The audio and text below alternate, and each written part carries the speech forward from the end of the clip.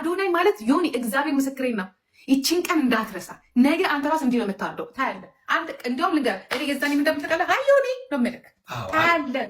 ነገርኩሽ እኮ አሁን ለምሳሌ ከጃኒ ጋር የአዶናይ ጉዳይ የሚወጣበት ቀን አንደኛው 5 ሚሊዮን ሞልቶ 2 ቀን ጊዜ 5 ሚሊዮን ሞልቶ 2 ቀን ሳይሞላ የዚህን ያደግስ ደግሶ ከሚስቱ ጋር ብሬክአፕ ያደረገ ሰው ብሬክአፕ እኮ ነው ያደረገው። ተጎድቷል እኮ እውነት ከሆነ ብሬክአፕ አላደረጉም። አልሰማሁም። የማውቀው ነገር ነው ማለት ለጊዜው ነው እኔም አልሰማሁም። ኩርፊያ ሊሆን ይችላል። ኩርፊያ ብቻ ኩርፊያ ይኖራል። ከዛም የበለጠ ይኖራል። ሊናደድ ታጋሽ ነው እና አንቺ ራሱ ሰምቶ ይችላል አልነበር እንዴ? ዮኒ ድግሱ ለምን አስፈለገ? ድግሱ ለምን ለ5 ሚሊዮን ምን ነው አጠብቅም? ትንሽ ነገሮች እስከሚረጋጉ ድረስ በሱ ቤት ይሄ መኪና የሸለማቸው ምናምን ደግሞ ዛሬ ምን አለ መሰለሽ ሰውም 5 ሚሊዮን ያስገባው ሰው ኤክስፔክት ያደርጋል።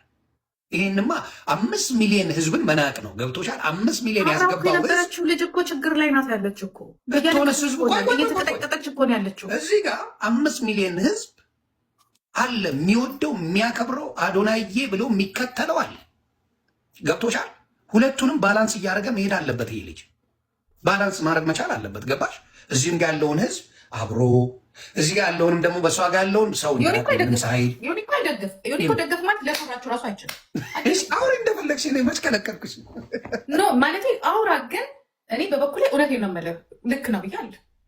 ኦኬ አልኩሽ። የሀሳብ ልዩነትን አከብራለሁ። ቡና እንኳን ለመጠጣት የሆነ የተደረገብህ ነገር ውሸትም ይሁን እውነትም ይሁን ከምትወዳት ልጅ ጋር ገና 8 ወር እንኳን 5 ወር 6 ወር አብራት ያልነበርክ ልጅ ላይ እንደዚህ አይነት ዱብዳ ደርሶ እሷ ቤት ውስጥ ይሄ ሁላ ውርጅብኝ እየወረደባት ማለት ነው። ይሄ ሁላ ቅጥቀጣ፣ ያም አሮጊት፣ ያም ሽማግሌ፣ ያም ወጣት እየመጣ እየሰደባት ቆይ ተረጋ። እኔ እሱ ሆን ሻንጣ አንተ ብትሆን እርግጠኛ እንደዚህ አይነት ነገር ከባለቤት ጋር ቢፈጠር እርግጠኛ ነኝ ድግስ አትደግስም። አንድ ቀንም ወጥታት አታውቅም። ለምን? የቤተሰብ ክብር ስለምታውቀው የሚስትን የጓደኛን ፍቅር ደግሞ ልጅ ናቸው ማሰብ አለ ያንግ ናቸው።